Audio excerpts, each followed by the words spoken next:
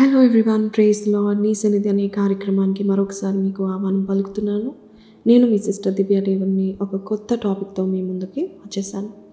Today's topic is curse to blessing. శాపం నుండి దీవెనకి ఎలా వెళ్ళాలి. చాలాసార్లు చాలామందికి తెలియదు, శాపంలో ఉన్నారని తెలీదు. కానీ ఈరోజు ఈ వాక్యం వింటే కనుక ఆశీర్వాదాలను మీరు నాటుకోబోతున్నారు. మీ పిల్లలు, మీ మనవలు, రాబోయే తరాలకు మంచి భవిష్యత్తు మీ ఆశీర్వాదాల ద్వారా మీరు తేబోతున్నారు. కాబట్టి చాలా శ్రద్ధగా వినండి, వీలైతే పాయింట్స్ని రాసుకునండి. టాపిక్లోనికి వెళ్ళిపోదాం. కర్స్, శాపం. కొంతమంది ఒక అడుగు ముందుకు వేస్తారు, కానీ 2 అడుగులు వెనక్కి నెట్టివేయబడతారు. ప్రతి అవకాశము వారి చేతుల్లో మధ్యలో నుండి జారిపోతుంది. కొన్ని సంబంధాలు విరిగిపోతూ ఉంటాయి, ఆరోగ్యము క్షీణిస్తుంది, అర్థం కాకుండా శాంతి అనేది కోల్పోతూ ఉంటారు. ఎప్పుడూ సమాధానము అందుబాటులో ఉండదు. కానీ నేను ఒకటి చెప్తున్నాను, వినండి. నువ్వు అనుభవిస్తున్నది కేవలము దురదృష్టపు పరిస్థితుల వల్ల కాదు, కానీ ఒక ఆధ్యాత్మిక వాస్తవం పనిచేస్తుంది. ఆత్మలోకంలో ఒక చీకటి కార్యము పనిచేస్తుంది.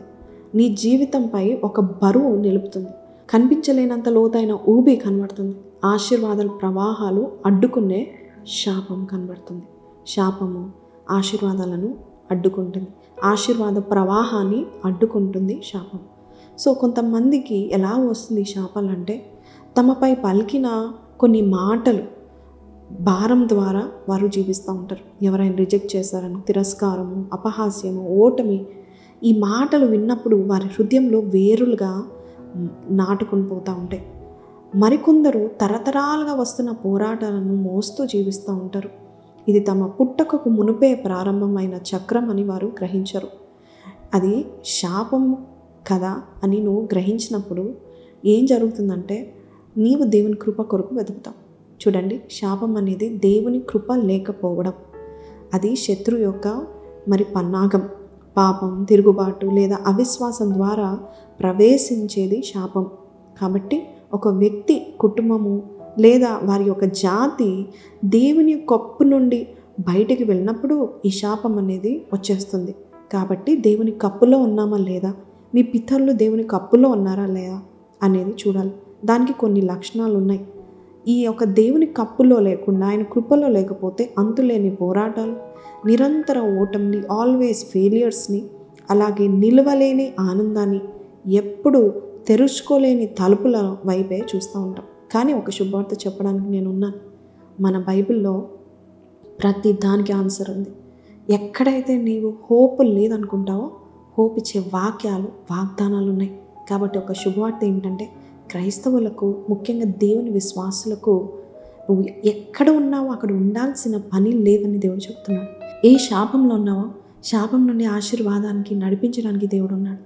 దేవుడు నిన్ను శాపం కింద జీవించమని ఎప్పుడూ ఉద్దేశించలేదు. ఆయన ఎప్పుడు నేను ఆశీర్వదించడానికే, నిన్ను ఆశీర్వాదపు మార్గంలో నడిపించడానికే మార్గాన్ని ఏర్పరుస్తూ ఉన్నాడు. కానీ మనకి కావాల్సింది మొదటిది ఏంటంటే గుర్తింపు. నేను అనారోగ్యంలో ఉన్నాను అని గ్రహించిన వ్యక్తే డాక్టర్ దగ్గరికి వెళ్తాడు, చికిత్సను వెతుకుతాడు. అలాగే నేను ఒక బంధకంలో ఉన్నానని గ్రహించిన వ్యక్తే విముక్తి కోసము అరుస్తూ ఉంటాడు. ఒకవేళ ఆ వ్యక్తికి తెలియదు అనుకోండి, నాకు అనారోగ్యం వచ్చిందని తెలియదు అనుకోండి, ఖచ్చితంగా డాక్టర్ని వెతకడు, లేక విముక్తి కోసం అరవడు. కాబట్టి ముందు కళ్ళు తెరుచుకొని నీ పరిస్థితి యొక్క నిజాన్ని నువ్వు చూసుకోవాలి, నిజాయితీగా అంగీకరించాలి. అవును, నా జీవితంలో ఏదో సరైనది జరగడం లేదు, నాకు దేవుడు కావాలి, దేవుని జోక్యము కావాలి, దేవుని కృప కావాలి అని నువ్వు ఎప్పుడైతే గ్రహిస్తావో అప్పుడు నీవు శాపం నుండి ఆశీర్వాదంలోనికి వెళ్తూ ఉంటావు. శాపంకి ఆశీర్వాదంకి వెళ్ళే మార్గం తెలియకపోవచ్చు, కానీ దేవునికి తెలుసు. కాబట్టి శాపముని అరికట్టించడానికి బదులుగా దాన్ని పోరాడడం మానేసి ఇదే నా జీవితం అనుకొని దాంట్లో నువ్వు ఉండిపోతూ ఉంటావు. కానీ నిన్ను విముక్తి చేయగల శక్తిని అన్వేషించడంలో నీ ఆశీర్వాదము ప్రారంభమవుతుంది. కొన్నిసార్లు శాపాలు అలా ఎక్కడి నుండో వచ్చేవి కావు, అవి ర్యాండమ్గా వచ్చేవి కానే కావు. అవి ఎలా వస్తాయంటే, ఏదో మనము ఏదో తప్పుగా పుట్టామని కాదు, కేవలము చెడ్డ రోజుల వల్ల వచ్చేవి కాదు, దురదృష్ట జీవిత చక్రం బట్టి కానే కాదు. బైబిల్ స్పష్టంగా చెప్తుంది ఏంటంటే, ఆశీర్వాదాలు దేవునికి విధేయులుగా ఉన్న వారి మీదకి వస్తాయి. సో ఫస్ట్ పాయింట్ మనం తెలుసుకోవాల్సింది ఏంటంటే డిసొబీడియన్స్. శాపాలు రావడానికి మొదటి ద్వారం ఏంటంటే అవిధేయత. శాపాలు ఆయన నుండి మనల్ని దూరం చేస్తూ ఉంటాయి. అలాగే అవిధేయత కూడా దేవునికి మనకు ఒక దూరాన్ని ఏర్పాటు చేస్తూ ఉంటాయి. ప్రజలు ఆయన మార్గాలను తిరస్కరించినప్పుడు, ఆయన వాక్యాన్ని అర్థం చేసుకోకుండా, ఆయన రక్షణ తెలుసుకోకుండా బయటికి వెళ్ళిపోయినప్పుడు శత్రువు వారికి చట్టబద్ధమైన ప్రవేశంతో వచ్చేస్తాడు. సో కొన్ని శాపాలు మన యొక్క డిసొబీడియన్స్ ద్వారా వస్తాయి.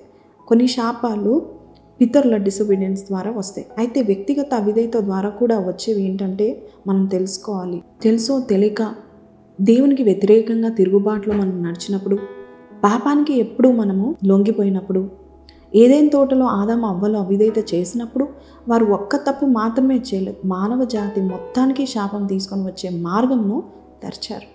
అప్పటి నుంచి ప్రతి ఒక్కరూ ఆ పతన ప్రభావంలో పోరాడుతూనే ఉన్నారు. సో డిసొబీడియన్స్ వల్ల మనము కర్సెస్ని ఆహ్వానిస్తూ ఉంటాము. వ్యక్తులు ఈ రోజుల్లో కూడా నిర్ణయాలు తీసుకుంటున్నారు.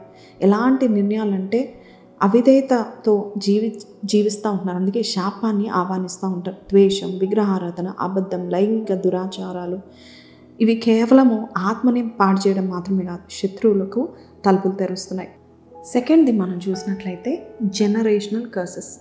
తరతరాలుగా వచ్చే శాపాలు. కొన్ని శాపాలు తరతరాలుగా వస్తాయి తెలుసా. కొంతమంది ఎదుర్కొంటున్న పోరాటాలు వారితో మొదలైనవి కాదు, అవి వారసత్వంగా వారికి వచ్చినవి. తండ్రి మద్యపాన వ్యసనంతో, లేక తల్లి మానసిక నిస్పృహతో, దౌర్జన్యంతో, పేదరికంతో, విరిగిన సంబంధాలతో, అలాగే విగ్రహారాధన నిండిన వంశపారపర్యంగా కొన్ని ర్యాండమ్గా వచ్చేవి కావు, కానీ వంశపారపర్యంగా వస్తూ ఉంటుంది. దేవుని యొక్క వాక్యం సెలవిస్తుంది, తండ్రుల పాపాలు 3వ లేక 4వ తరాల వరకు వారి పిల్లల మీదకి వస్తాయని దేవుని యొక్క వాక్యము సెలవిస్తూ ఉంటుంది. కాబట్టి చాలా కాలంగా కొన్ని కుటుంబాలు ఈ బరువులోనే జీవిస్తూ ఉంటారు, ఈ శాపంలోనే ఉంటారు. ఇది సహజమే అని భావిస్తూ విరిచేయాలనే ఆలోచన వారికి రాదు. ఇది గొలుసుల్లాగా వస్తున్నాయని వారు అర్థం చేసుకోలేరు. కొన్నిసార్లు మనం చూస్తూ ఉంటాం, తండ్రికి బీపీ ఉంటే, షుగర్ ఉంటే పిల్లల్లోకి వచ్చేస్తూ ఉంటుంది. ఆ తరతరాలుగా వచ్చే శాపం అది. కొన్నిసార్లు పితరులు యాక్సిడెంట్స్ ద్వారా లేక అకాల మరణాల ద్వారా గురైతే వారి పిల్లలు కూడా అలాంటి స్థితిలోనే ఉంటారు. సో కాబట్టి జనరేషనల్ కర్సెస్, వంశపారపర్యంగా వస్తున్న శాపాలను తొలగించుకోగలుగుతాము. అది ఇంకా మీరు ఈ యొక్క వీడియో ముందు చూస్తే మీరు ఎలాగ తొలగించుకోగలుగుతారో నేను చెప్తాను. మూడవదిగా మనం చూస్తే మాటలు. కొన్ని శాపాలు పలికిన మాటల ద్వారా వస్తాయి. చాలామంది తమ తల్లిదండ్రులు వారికి నువ్వు దేనికి పనికిరావురా, నువ్వు దరిద్రమురా, నువ్వు చెడగొట్టావురా అని చెప్పినప్పుడు దాని ద్వారా శాపాలు పనిచేస్తూ ఉంటాయి. లేక టీచర్స్, ఉపాధ్యాయులు, లేక వారి మీద అధికారం ఉన్న వారు పలికిన మాటలు నీవు ఓటమిని చూస్తూనే ఉంటావు, నీ వల్ల ఏమీ జరగదు, నువ్వు ఏమీ కాలేవు, నువ్వు ఎప్పటికీ ఇబ్బందులోనే ఉంటావు అని ఇలాంటి మాటలు నెగిటివ్గా చెప్తే ఆ మాటలు వేరులాగా నీ హృదయంలో కూరకపోతే కనుక ఖచ్చితంగా ఆ మాటల్లో శక్తి పనిచేస్తూ ఉంటుంది. దేవుడు తన వాక్యంతో లోకాన్ని సృష్టించినట్లయితే చీకట్లో పలికిన మాటలు అంచివేత వాతావరణాన్ని సృష్టిస్తూ ఉంటాయి. సో చీకట్లో పలికిన ప్రతి మాట నిన్ను సప్రెస్ చేస్తూ ఉంటాయి. శత్రువు అబద్ధాలను ఆనందిస్తూ ఉంటాడు. తన దేవుని ప్రజలను అబద్ధాలను నమ్మించేలాగా వాడు చేస్తూ ఉంటాడు. కాబట్టి మాటల ద్వారా కూడా శాపం అనేది ప్రవేశిస్తూ ఉంటుంది. కాబట్టి ఏ శాపము కూడా మన జీవితంలో వచ్చిందో మనకు తెలియదు, కానీ మనము ఈ రోజు నుంచి మాటలు ఎలాగా మాట్లాడాలో మనం తెలుసుకుందాం. మాటలు కేవలం గాలిలో తేలే శబ్దాలైతే కావు, గాలిలో వచ్చే శబ్దాలు కావు, అవి శక్తిని మోసుకెళ్ళే వాహనాలు. మరొకసారి చెప్తాను, మాటలు కేవలం గాలిలో తేలే శబ్దాలు కావు, కానీ అవి శక్తిని మోసుకెళ్ళే వాహనాలు. ఆరంభంలోనే దేవుడు తన వాక్యంతో లోకాన్ని సృష్టించాడు. ఆదిలోనే సృష్టించి ఏమన్నాడంటే వెలుగు కలుగును గాక అన్నప్పుడు వెలుగు ఉద్భవించింది. ఆయన మాటల్లో వాస్తవం ఏర్పడింది. ఆయన స్వరూపంలో మనము సృష్టింపబడ్డాం. కాబట్టే మన మాటలు మన చుట్టూ ఉన్న ప్రపంచాన్ని కూడా తీర్చిదిద్దుతాయి. చాలామంది తమ మీద పలికిన మాటల్లో జీవిస్తూ ఉంటారు. ఫర్ ఎగ్జాంపుల్ తల్లిదండ్రులు, స్నేహితులు, ఉపాధ్యాయులు, లేక తమ నోటి మాటల ద్వారా ఎవరైతే మరి ఒక తండ్రి తన కుమారుడికి నువ్వు ఏమి కాలేవురా, నువ్వు వేస్ట్రా అని చెప్పినప్పుడు ఆ వ్యక్తి అద్దంలో చూసుకున్న ప్రతిసారి నేను దేనికి పనికిరాని అనుకున్నప్పుడు, నేను పనికిరాని వాడినని చెప్పుకున్నప్పుడు ఈ మాటలు ఖచ్చితంగా వేరుగా ఆయన హృదయంలో నాటుతాయి. అందుని మూలమున వారి ఆలోచన, ప్రవర్తన, జీవిత విధానాన్ని కూడా తీర్చిదిద్దుతూ ఉంటుంది. ఫెయిలియర్లోకి వెళ్ళిపోతూ ఉంటారు. శత్రువు దీన్ని బాగా తెలుసుకున్నాడు కాబట్టి అందుకే మాటలను ఆయుధంగా ఉపయోగిస్తూ ఉంటాడు. సందేహము, భయము, ఓటమి అనే విత్తనాలు నాటడానికి కొంతమంది మాటలను వాడు ప్రేరేపించి నీతో నెగిటివ్గా మాట్లాడడానికి ప్రేరేపించి నిన్ను పాడు చేస్తూ ఉంటాడు. కాబట్టి చక్కని వాక్యము, సందేశము, విశ్వాసం గురించి మనం విన్నట్లయితే ఖచ్చితంగా దేవుడు కార్యాలు చేస్తాడు. ఇంకా కొంతమంది ఎవరో శపించింది కాదు, ఎవరో మాట్లాడింది కాదు, మరి ఎవరో పలికింది కాదు, వారి సొంతంగా వారి మీదకే వారి సొంతంగా పలికే మాటలు శాపాలుగా తెచ్చుకుంటారు. కొందరు ఎలాగ అనుకుంటారంటే నేను ఎప్పుడు పేదవాడిగానే ఉంటాను, నేను ఎప్పుడు సరిగ్గా సంతోషంగా ఉండలేను, నాకు ఎప్పుడు మంచి అవకాశాలు రావు, ఇంకా నాకు జాబ్ రాదు, ఇంకా నాకు పెళ్ళి కాదు ఇంకా అని వారు అనుకుంటూ ఉంటారు.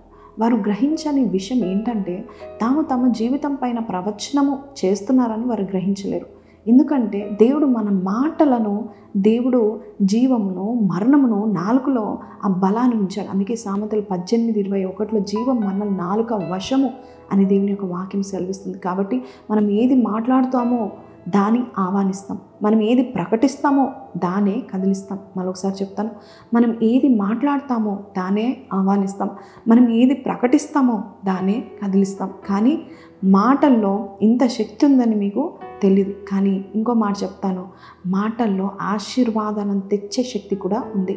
శాపాలను తెచ్చినట్లే ఆశీర్వాదపు మాటలు ఆశీర్వాదాన్ని తేగలవు. మన మాటలు దేవుని సత్యంతో సరిపోలినప్పుడు ప్రతిదీ మారడము ప్రారంభమవుతుంది. బైబిల్ చెప్తుంది, బలహీనుడు నేను బలవంతుడని చెప్పాలి. Let the week say that I am strong, let the poor say that I am rich in the name of Jesus. ఇలాగ మనం ప్రకటించినప్పుడు ఏం జరుగుతుందంటే, బలాన్ని పలికినప్పుడు ఉన్నతమైన వాస్తవం ఏంటంటే పరలోకం, అక్కడి నుండి బలాన్ని మనం పొందుకుంటాం. దేవుడే నా పోషకుడు అని ప్రకటించినప్పుడు పేదరికము తెచ్చిపెట్టిన సాతాను, వాడు అబద్ధికుడు, వాడు ప్రేరేపిస్తాడు, నువ్వు ఎప్పుడు పేదవాడుగా ఉంటావు. కాదు, నాకు ఒక పోషకుడు ఉన్నాడు, యెహోవా ఈరే ఉన్నాడు, నా పోషకుడు ఉన్నాడు, నేను దేవుని చేత ప్రేమించబడ్డాను కాబట్టి నా సమస్తం ఆయన చూసుకుంటాడని చెప్పినప్పుడు నువ్వు శాపాన్ని తిరస్కరిస్తున్నావు. పేదరికం అనే శాపాన్ని తిరస్కరించి ఆశీర్వాదాన్ని మొదలు పెడతా ఉంటున్నావు. సో శత్రువు యొక్క వ్యూహం ఎప్పటి నుంచో మోసము. ప్రజలను వాడి మాటలు ముఖ్యమైనవిగా వాడు నమ్మిస్తూ ఉంటాడు, కానీ అవి ముఖ్యం కానే కావు. ప్రతి మాట ఒక విత్తనము. దేవుని యొక్క మాట శ్రేష్టమైన విత్తనము. కొన్ని మాటలు సాతాను తెచ్చిపెట్టి నాశనానికి లేక భవిష్యత్తులో నాశనం నాటుకోవడానికి పనిచేస్తూ ఉంటాయి. కానీ దేవుని యొక్క మాటలు ఆశీర్వాదానికి మార్గంగా కొన్ని మాటలు నాటుకొని పోతూ ఉంటాయి. మన భవిష్యత్తులో ఆ మాటలు, దేవుని యొక్క నోట నుండి వచ్చిన మాటలు చాలా బలంగా పనిచేస్తాయి. అందుకే దేవుని నోట నుండి వచ్చిన మాటలు కాపాడుకోవాలి. దేవుని యొక్క వాక్యాన్ని హృదయంలో భద్రపరచుకోవాలి. ఓటమిని పలకకుండా ఉండాలి. మన మాటలతో మన మీద శాపం పలకకుండా ఉండాలి. ఇతరులు కూడా మన మీద ఏమైనా పలికిన ప్రతికూల ప్రకటనలు చేసిన అంగీకరించకుండా ఉండాలి. బదులుగా మనము జీవము, సత్యము, ఆశీర్వాదం అని పలుకుతూ ఉండాలి. అప్పుడు ఏమవుతుందంటే, ఏ వ్యక్తి వచ్చి తన మాటలు వచ్చి చెప్పినా నీ మాట ద్వారా ఆ మాటలు మార్చడానికి నిర్ణయించుకున్న క్షణమే నీ జీవితం మారడం మొదలవుతుంది. కాబట్టి నీ భర్త ఏమని చెప్పాడా, గుడ్ ఫర్ నథింగ్ అంటున్నాడా, లేక నీ భార్య నీ వల్ల ఏది జరగదని నిన్ను శపించిందా, ఇప్పుడే ఈ క్షణమే దేవుని యొక్క ఆశీర్వాదాలు పలుకు. ఆయన శాపము నుండి ఆశీర్వాదములోనికి, చీకటి నుండి వెలుగులోనికి, ఓటమిలో నుండి విజయములోనికి మార్చేస్తాను నేను. సో మాటలు ఖాళీ శబ్దాలు కావు, అవి తాళపు చేతులు, అవి గొలుసులను విరిచే తాళపు చేతులు, తలుపులను తెరిచే తాళపు చేతులు. నేడు నువ్వేమి పలుకుతున్నావో రేపు నువ్వు ఆ వాస్తవంలో నడుస్తూ ఉంటున్నావు. So today what you are speaking, tomorrow you will see what you are speaking to come to pass. అలాగే మరి ఇంకొకటి పాయింట్ ఏంటంటే, శాపాలు ఎందుకు వస్తాయంటే, చీకటితో ఒప్పందము చేసుకున్నప్పుడు శాపాలు వస్తాయి. అంటే ఓకల్ట్ ప్రాక్టీసెస్, ప్రజలు మాంత్రిక విద్యలు, జాతకాలు, గూఢ పద్ధతులు లేదా చీకటి రాజ్యానికి చెందిన వాటిలో పాల్గొంటున్నప్పుడు తమ జీవితాల్లో శాపాలను ఆహ్వానిస్తారు. చాలామంది తెలియకుండా జాతకాలను వెతుకుతూ ఉంటారు. అర్థం కాని ఆత్మీయ శక్తులను అడుగుతూ ఉంటారు. హానికరంగా ఉండదేమో అనుకుంటూ ఉంటారు, కానీ హానికరమైన సంగీతాలు కూడా ఉంటాయి. వాటి ద్వారా శాపాలు కూడా వస్తూ ఉంటాయి. సాతానుడు వచ్చి శాపం తెచ్చి పెడతా ఉంటాడు. మీడియాలో కొన్ని ఆచారాల ద్వారా దెయ్యపు ప్రభావాన్ని ఆహ్వానిస్తున్నారేమో. సో మీడియాలో ఏమి చూస్తున్నారో కూడా ఇట్స్ వెరీ వెరీ ఇంపార్టెంట్. మీరు గ్రహించని విషయం ఏంటంటే, ప్రతిసారి నువ్వు చీకట్లో పాలు పొందుకున్న ప్రతిసారి దాని ప్రభావము నీ జీవితంలో చూస్తూనే ఉంటావు. కానీ ఒక శుభవార్త ఏంటంటే, ఏ శాపము దేవుని శక్తికి మించినది కాదు. ఏ తరతరాల చక్రము యేసు రక్తము కంటే బలమైనది కాదు. చీకట్లో పలికిన ఏ మాటలు కూడా దేవుని వాక్య సత్యాన్ని ఎదురు నిలవలేవు. కాబట్టి మీరు విముక్తి పొందాలంటే ఈరోజు కొన్ని విషయాలు మనము నేర్చుకుంటూ ఉంటున్నాం. నీ జీవితం నిరంతర పోరాటం నుండి చిక్కుకుపోయిన నీ జీవితాన్ని నువ్వు గమనించి ఈరోజు I should change, my life should change అనే నిర్ణయంలో ఒప్పందం నువ్వు చేసుకున్నట్లయితే దేవుడు ఉద్దేశించిన బ్లెస్సింగ్లోనికి నువ్వు వచ్చేస్తావు. దేవుని యొక్క వాక్యము సెలవిస్తూ ఉంటుంది. ఇంకో పాయింట్ ఏంటంటే పాపము. చాలామందికి తెలీదు. కొన్ని కుటుంబాలకు పాపమే వారి యొక్క పెద్ద పోరాటము. వారు ఎదుర్కొంటున్న పోరాటాలు ఎందుకు వచ్చాయంటే, వారు తమ కుటుంబ వంశం నుండి వారసత్వంగా వచ్చిన పాపాలు ఉంటాయి. దానివల్ల పేదరికాలు, రోగాలు, విరిగిన సంబంధాలు, భయము, ఈ యొక్క చక్రం అనేది ఫ్యామిలీ లైన్లో పేరుకుపోతూ ఉంటుంది. బైబిల్ సెలవిస్తుంది, పాపం అనేది తరతరాల వరకు కొనసాగుతుందంట. పాపము సిగ్గును తెచ్చిపెడుతుందంట. పాపము దేవుని యొక్క ఆశీర్వాదం నుండి దూరం చేస్తూ ఉంటుంది. కాబట్టి పాపం నుండి విముక్తి పొందడానికి దేవుని సన్నిధిలో ఆయన రక్తంని వేడినప్పుడు దేవుడు కార్యం చేస్తూ ఉంటాడు. కొన్ని కుటుంబాలకు ఆర్థిక కొరత చరిత్ర అనేది ఉంటుంది. ఫ్యామిలీ లైన్లో పావర్టీ అనే హిస్టరీ ఉంటుంది. ఎంత కష్టపడినా వారు ఎప్పుడూ తక్కువగానే ఉంటారు. ఎంత శ్రమ పడినా, ఎన్ని కార్యాలు చేసినా కూడా వారు ఎప్పుడు లేమిలో ఉంటారు. మరికొన్ని కుటుంబాలు విడాకుల చక్రంలో ఉంటారు. తరతరాలుగా వివాహాలు విరిగిపోతూ ఉంటాయి. మరికొందరు ఆందోళన, నిరుత్సాహం లేదా భయముతో పోరాడుతూ ఉంటారు. డిప్రెషన్తో ఉంటారు. కొంతమంది వ్యక్తిగత సంగ్రమాలు కాకుండా వారి కుటుంబ వంశం నుండి వారసత్వంగా వచ్చిన ఆధ్యాత్మిక దురాత్మ శక్తులు వంశంలో కూడా, వారి వంశంలో అదే దురాత్మ అదే వంశాన్ని ప్రేరేపిస్తూ ఉంటుంది. కాబట్టి శత్రువు ప్రజలను పాపంలోనికి నడిపిస్తూ ఉంటున్నప్పుడు, ఆ యొక్క పాపం విరగొట్టబడాలనే నిర్ణయం నువ్వు తీసుకున్నప్పుడు, క్రీస్తు యొక్క శక్తి పనిచేసినప్పుడు, యేసు రక్తము ద్వారా తరతరాల పాపము కూడా పెరికి వేయబడుతుంది. పాపం ద్వారా కూడా మనకు శాపాలు వస్తాయని మనము గ్రహించాము. అలాగే ఈరోజు ఎన్ని రకాలుగా తెలుసో తెలియక మనము శాపాన్ని ఆహ్వానించాము, పితరులు ఆహ్వానించారో మనం చూసాం. కానీ ఏం చేయాలి నేను చెప్తాను. నీకు ఒక శాపం వారసత్వంగా వచ్చి ఉండవచ్చు. క్రీస్తు ద్వారా నీ ఆశీర్వాదాలు, వారసత్వాన్ని నీవు పొందుకోగలుగుతావు, శక్తిని పొందుకోగలుగుతావు. శాపం నుండి ఆశీర్వాదంలోనికి వెళ్ళే మార్గము పశ్చాత్తాపము లేకుండా సాధ్యం కాదు. ఫస్ట్ పాయింట్ పశ్చాత్తాపం అనేది కేవలము దురదృష్టంగా అనిపించడం మాత్రమే కాదు, అది మార్గమును మార్చుకోవడం, దిశను మార్చుకోవడం. ఎందరో నిజమైన పశ్చాత్తాపం పొందుకోపోవడం వల్ల శాపంలోనే జీవిస్తూ ఉంటారు. వారు తమ కష్టాలను అంగీకరిస్తూ ఉంటారు, అసహనముతో కేకలు వేస్తూ ఉంటారు, కానీ తిరుగుబాటులోనే, అవిశ్వాసంలోనే నడుస్తూ ఉంటారు. రిపెంటెన్స్, నిజమైన పశ్చాత్తాపము కేవలం మాటల్లోనే కాదు, అది జీవన మార్పులో ఉంటుంది. తిరుగుబాటు ఎల్లప్పుడూ శాపాలను ఆహ్వానిస్తుంది. Rebellious nature శాపాలను ఆహ్వానిస్తుంది. అందు నిమిత్తము పశ్చాత్తాపడడానికి నీవు ముందు అడుగులు వేయాలి. ఆదాము అవ్వలు దేవునికి అవిధేయత చూపించినప్పుడు శాపం మానవ జాతికి వచ్చినట్లే నీ నేటి తరానికి కూడా నీ యొక్క అవిధేయత లేక నీవు పశ్చాత్తాపడకపోతే అది నీ తరానికి కూడా అదే నమూనాలాగా కొనసాగుతూ ఉంటుంది. మనుషులు దేవుని మార్గాలను తిరస్కరించినప్పుడు, ఆయన స్వరాన్ని నిర్లక్ష్యం చేసినప్పుడు వారి మీదకి బాధలను తెచ్చుకుంటూ ఉంటారు. పాపానికి ఎప్పుడూ ప్రతికూల ఫలితాలు ఉంటాయి. అవిధేయత మనిషిని దేవుని మధ్య నుండి దూరం చేస్తూ ఉంటుంది. అప్పుడు ఆశీర్వాదాలు కూడా దూరం అవుతూ ఉంటారు. అనేకులు అనుకుంటూ ఉంటారు ఏంటంటే, తలుపులు ఎందుకు మూసుకుపోతున్నాయి, నాకు శాంతి ఎందుకు కరువైంది, జీవితం ఎందుకు ఎప్పుడు కఠినంగా పోరాటంలాగానే ఉంటుంది, అసలు కారణం ఏంటి అని అనుకోరు. వారు ఇంకా తమ జీవితంలో ఏదో భాగంలో తిరుగుబాటును పట్టుకొని ఉన్నారు. ఇంకా నేర్చుకోవాలి, అవిశ్వాసము వద్దు, విశ్వాసంలో నడవాలి అని అనుకోరు. ఎందుకంటే అవిశ్వాసం కూడా అడ్డంకే. చాలామంది దేవుని వాగ్దానాలు విన్నా, వాక్యం విన్నా అవి తమ మీదకి వర్తించవని, వారికి ఎన్నో లోపాలు ఉన్నాయని నమ్ముతూ ఉంటారు. కానీ ఇది దేవుని యొక్క వాక్యం నాలో పనిచేస్తుంది అని అనుకోరు. ఇది నాకు అని అనుకోరు. ఇది నాకు కాదు అని అనుకుంటూ ఉంటారు. ఈ విధమైన అవిశ్వాసము చాలా ప్రమాదకరము. If you have faith like that, if you have doubt like that, faith అనేది నువ్వు అలవాటు చేసుకో. ఎందుకంటే దేవుని యొక్క వాక్యము నిన్ను ప్రేమిస్తుంది. నిన్ను ప్రేమించి నీ జీవిత శైలిని మార్చడానికి దేవుడు కార్యం చేస్తూ ఉంటాడు. కాబట్టి పశ్చాత్తాపమే విముక్తి తలుపులు తీయగల తాళం చెవి. కాబట్టి ఈరోజు పశ్చాత్తాపం పొందుకున్నప్పుడు క్షమించుము అని అడిగి అది మాత్రమే కాక నీవు ప్రతి దాన్ని జయించాలి. పాపాన్ని, అవిధేయతను, అవిశ్వాసాన్ని నువ్వు జయించినప్పుడు నీ జీవితంలో దేవునితో అప్పొందులోకి నువ్వు వచ్చినప్పుడు నిజమైన పశ్చాత్తాపము చోటు ఎక్కుతూ ఉంటుంది. కాబట్టి శాపం తన శక్తిని కోల్పోతూ ఉంటుంది. శత్రువుకి ఇక నీ పైన విజయము ఉండదు. కానీ పశ్చాత్తాపం ఒక్కసారిగా జరిగే విషయం కాదు. అది ఒక జీవన శైలి. It is a life style. ప్రతిరోజు ఒక నిర్ణయం తీసుకో. నేను విధేయతలోనే నడుస్తాను, నేను పాత మార్గంలో నేను ఉండను, నేను వెళ్ళను అని నువ్వు చెప్పుకోగలగాలి. నేను దేవుని వాగ్దానాలను విశ్వసిస్తున్నాను, నేను ఏ సందేహంలో ఉండను, దేవుని హృదయముతో ఏక హృదయంగా ఉండబోచున్నాను. సో పశ్చాత్తాపము హృదయాన్ని మృదువుగా ఉంచుతుందంట.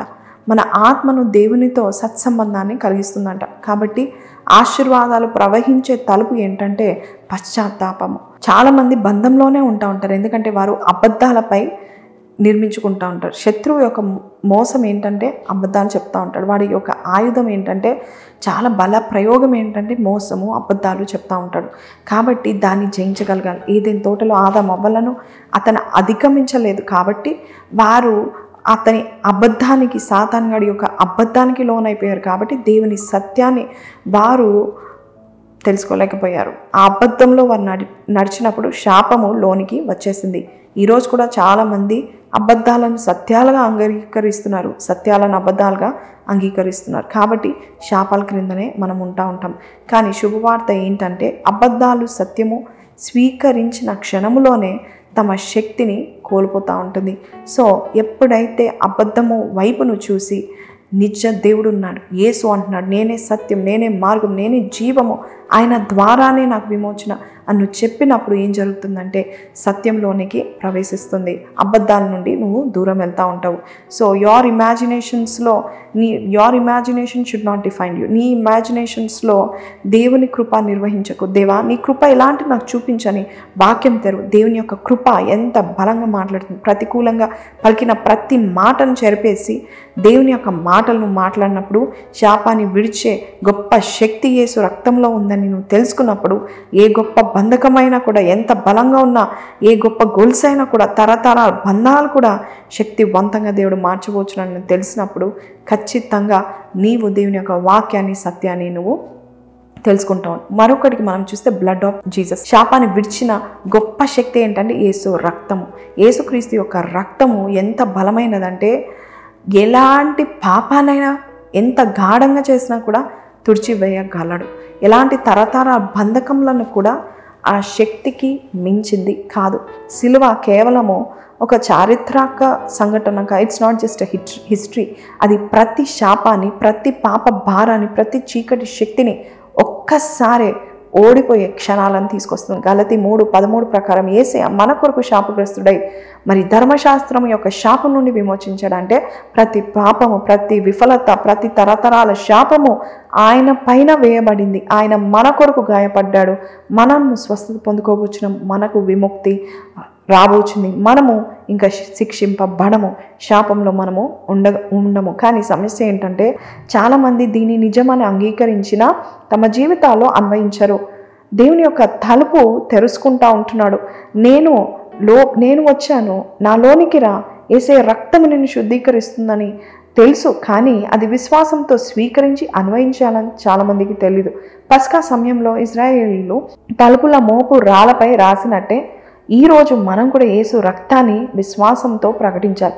నేను యేసయ్య రక్తముతో కప్పబడి ఉన్నాను, శత్రువుకి నా మీద ఎటువంటి హక్కు లేదు, ప్రతి శాపం యేసు నామంలో విరిగిపోవును గాక అని నువ్వు చెప్పినప్పుడు తలుపులు తెరవడం మొదలవుతూ ఉంటాయి.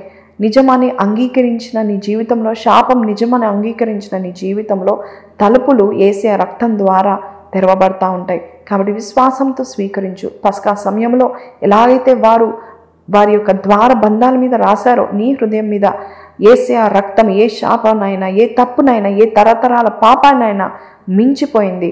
నా యేసయ్య రక్తం నన్ను క్షమిస్తుంది, విమోచిస్తుంది, విజయాన్ని ప్రకటిస్తుందని నువ్వు చెప్పినప్పుడు నీ గతము మారిపోతుంది. ఇక నీ జీవితంను చీకట్లో నుండి వెలుగులోనికి నడిపిస్తూ ఉంటావు. అలాగే శాపం నుండి ఆశీర్వాదానికి మారాలంటే ఇంకొక మార్గం ఉంది. యేసయ్య రక్తము తర్వాత విశ్వాసం గురించి మనము తెలుసుకున్నా ఉన్నాం. సో విశ్వాసంతో పలకండి. శాపం నుండి ఆశీర్వాదానికి వెళ్ళడానికి ఒక వంతెన, ఒక బ్రిడ్జ్ ఏంటంటే ఫెయిత్. విశ్వాసము లేకుండా దేవుడిని మనము అసాధ్యమైన కార్యాలను, దేవుని యొక్క అసాధ్యమైన కార్యాలను చూడలేము. ఎందరో అంచివేతలు చిక్కుకొని ఉంటారు. శాపం అనే అంచివేతలో ఉంటారు. మార్గం తెలియకపోవచ్చు, కానీ విశ్వాసంతో అడుగు ముందుకు వేయు. దేవుడు శక్తిమంతుడు. నువ్వు ఇలా చెప్పాలంటే, ప్రభా నాకు విశ్వాసం ఉంది, నీవు నన్ను స్వస్థపరుస్తావని విశ్వాసం ఉంది. అవును, యేసయ్య జనుల దగ్గరికి వెళ్ళి స్వస్థపరిచినప్పుడు తరచుగా అనేవాడు, నీ విశ్వాసమే నేను స్వస్థపరుస్తుంది. వారి స్వస్థత కష్టపడి పనిచేసినందున వల్ల రాలేదు, కానీ వారు నమ్మిన దేవుని వల్ల వచ్చింది.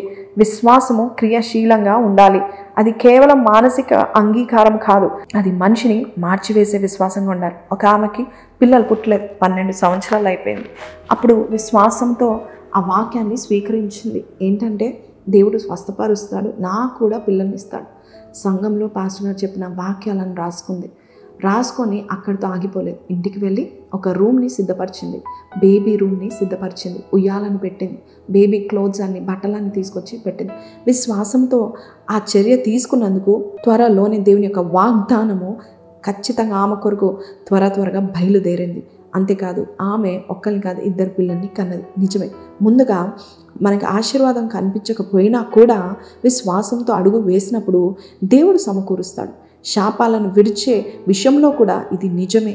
కష్టాల నుండి ఆశీర్వాదపు జీవంలోనికి మనం వెళ్ళాలనుకుంటే విశ్వాసపు అడుగులు తీస్తూనే ఉండాలి. I am going to be healed, I am going to be rich, I am going to get a job, I am going to get married అనే విశ్వాసముతో నీవు దేవుని వైపు చూస్తున్నప్పుడు అప్పుడు శత్రువు రావడానికి వీలు పడదు. శత్రువు ఎల్లప్పుడూ వచ్చినప్పుడు సందేహాలు తీసుకొని వస్తూ ఉంటాడు. ఎందుకంటే వాడు సందేహం తీసుకొచ్చినప్పుడు వాక్యము నిజం అవ్వదు. వాడు అనుకుంటాడు, వాడు చూపిస్తూ ఉంటాడు వాక్యం ద్వారా ఏం జరుగుతుంది, ఈ వాక్యం కట్టుకథలో ఆవగించేంత విశ్వాసం నీకు లేదు, లేక పర్వతాలను కదిలించలేవు అని చెప్తూ ఉంటాడు. కానీ దేవుని యొక్క వాక్యాన్ని పట్టుకొని విశ్వసించి ఆవగించేంత విశ్వాసం నాకుంది, పర్వతాలను నేను కదిలించగలుగుతాను, అది యేసయ్య చెప్పిన మాట, ఆయన మాట నిరర్ధకం కానేరదు అని అన్నప్పుడు విరగలేని చక్రాలు కూడా విరిగిపోవును గాక. అది కేవలము దేవుని పైన నీకున్న విశ్వాసపు శక్తిని బట్టి. దేవుని ఆశీర్వాదము అందుబాటులో ఉందా? అవును, ఉంది అని చెప్పండి. ప్రశ్న ఏంటంటే, నేను అడిగే ప్రశ్న ఏంటంటే, నువ్వు నమ్ముతున్నావా? నువ్వు దేవుని యొక్క ఆశీర్వాదం నడుస్తావు నమ్ముచున్నావా? నీకు విశ్వాసం ఉందా? నీవు పశ్చాత్తాపడి దేవుని కృప పొందుకుంటావా? అవిధేయతలో లేకుండా దేవునికి విధేయత చూపిస్తావా అని అన్నప్పుడు ప్రతి ప్రశ్నకు నువ్వు అవును అన్నట్లయితే నీ విశ్వాసం ద్వారానే నీ జీవితాన్ని దేవుడు సిద్ధం చేస్తున్నాడు. నీ విశ్వాసము ద్వారానే దేవుడు తలుపులు తాళపు చెవులను దేవుడు నీకు దయచేస్తున్నాడు. కానీ ఒకటి గుర్తుంచుకో, విశ్వాసానికి సాక్ష్యము ఏంటంటే విధేయత శాపం నుండి ఆశీర్వాదంలోనికి మార్గంగా ఉంటుంది. ప్రార్థన మాత్రమే సరిపోదు. దేవుని సూత్రాలకు విరుద్ధంగా నడుస్తూ ఉంటే ఆశీర్వాదాలను కోల్పోతూ ఉంటాము. ఒబీడియన్స్, ఆలస్యంగా చేసే ఒబీడియన్స్ కూడా అవిధేయతే, ఆలస్యమైన విధేయత కూడా అవిధేయతే. ఆయన చెప్పినప్పుడు మనము క్రియలోనికి దిగాలి. ఒకసారి నీవు పూర్తిగా విధేయతలోనికి అడుగు పెట్టినప్పుడు చాలా గొప్ప మార్పు జరుగుతుంది. తలుపులు తెరవబడతాయి, చైన్స్ విరగొట్టబడుతూ ఉంటాయి, కృప ప్రవేశిస్తుంది. కాబట్టి విధేయత ఇస్ వెరీ వెరీ ఇంపార్టెంట్. అలాగే ఇంకో పాయింట్ ఏంటంటే మాటల్లో శక్తి. ఇందాక మనం విన్నాం, మన మాటలు మనల్ని కట్టగలవు, లేదంటే మనల్ని కూర్చగలవు. జీవము తేగలవు, లేదంటే వినాశనమును విడుదల చేయగలవు. ఎందరో తమ నోటితో తాము సొంతంగా శాపం వేసుకుంటూ ఉంటారు. నేను ఎప్పటికీ మారను, నాకు ఇది ఎప్పుడు జరగదు. ఈ మాటల ద్వారా వారు బంధకంలోనే ఉంటా ఉంటారు. ఈరోజు ఆ మాటలను మార్చుకోండి. దేవుడు ఏమన్నాడు? పర్వతంతో మాట్లాడమన్నాడు.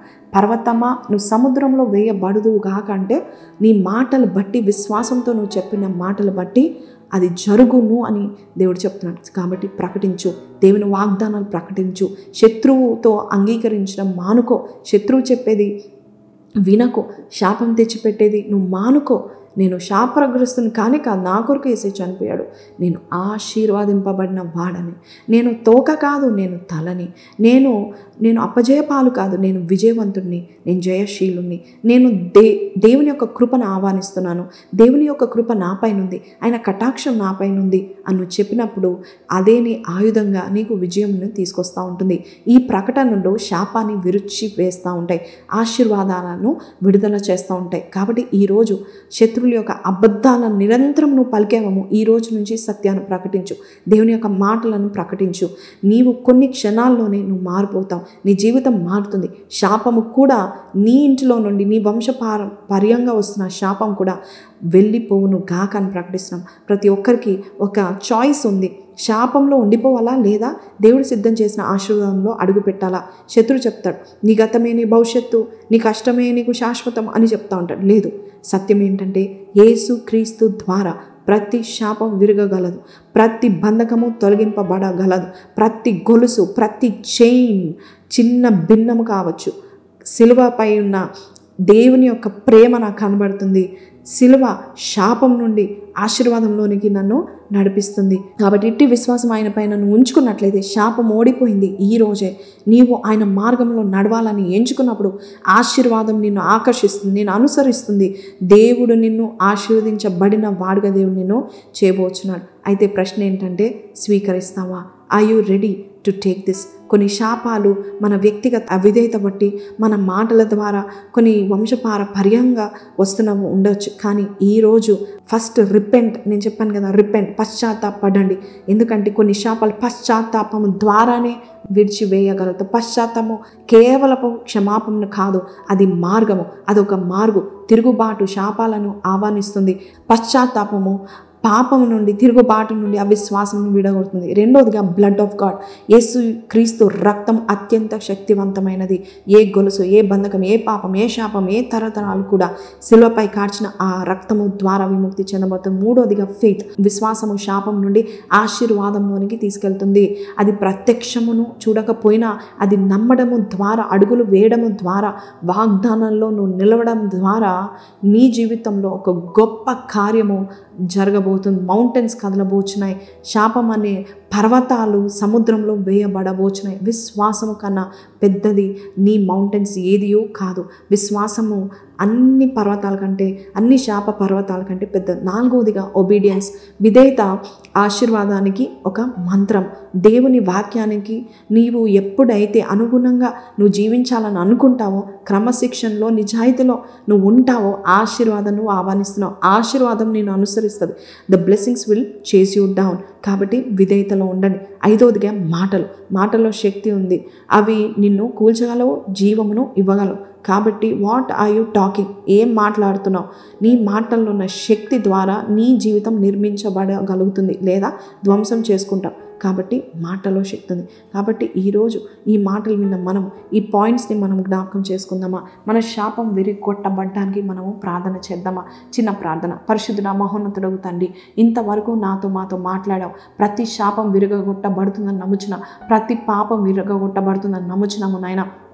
సాతాను తెచ్చిపెడుతున్న అయ్యా అసమాధానము, బ్లెస్సింగ్స్ని కోల్పోవడము నాయన ప్రభా. బ్లెస్సింగ్ వచ్చినట్టే వచ్చిపోతుంది అయ్యా, జాబ్ వచ్చినట్టే వచ్చిపోతుంది ఆయన, అబార్షన్స్ అవుతున్నాయి, మిస్క్యారేజెస్ అవుతున్నాయి నాయన, పెళ్ళి జరుగుతున్నట్టే జరిగి ఆగిపోతుంది నాయన ప్రభా. శుభకార్యం మొదలవుతున్నట్టే మొదలయ్యి ఆగిపోతున్నాయి. ఈరోజు ఆ శాపాన్ని కొట్టి వేస్తున్నాము నాయన. ఒబీడియన్స్ మాకు నేర్పించండి, పశ్చాత్తాపం మాకు నేర్పించండి, విశ్వాసంలో నడవటం మాకు నేర్పించండి, మా మాటల్లో శక్తి మాకు దయచేయండి. అలాగే యేసు యొక్క రక్తం ఇప్పుడే, I plead the blood of Jesus upon every family. ఈరోజు ఈ మాటలు వింటున్న ప్రతి బిడ్డ పైన ఆ శాపం కొట్టి వేయబడును గాక, అనారోగ్యం కొట్టి వేయబడును గాక నాయన. గొప్ప ఆశీర్వాదంలో నీ బిడ్డలు ప్రవేశింప చేస్తున్నందుకు నీకు వందనాలు తెలియపరుస్తూ యేసు పరిశుద్ధ నామమున అడిగి వేడుకొంచున్నాం తండ్రి. Amen amen amen. So praise Lord అండి. So you are going to walk into blessing from this day onwards if you follow the word. Praise God. మళ్ళీ వచ్చే వారం నీ సన్నిధి కార్యక్రమం మంచి టాపిక్తో నేను ముందుంటాను. సో ఇప్పటి వరకు సబ్స్క్రైబ్ చేసుకోకపోతే సబ్స్క్రైబ్ చేసుకోండి, లైక్ చేయండి, షేర్ చేయండి. God bless you. Have a blessed day. Praise lord.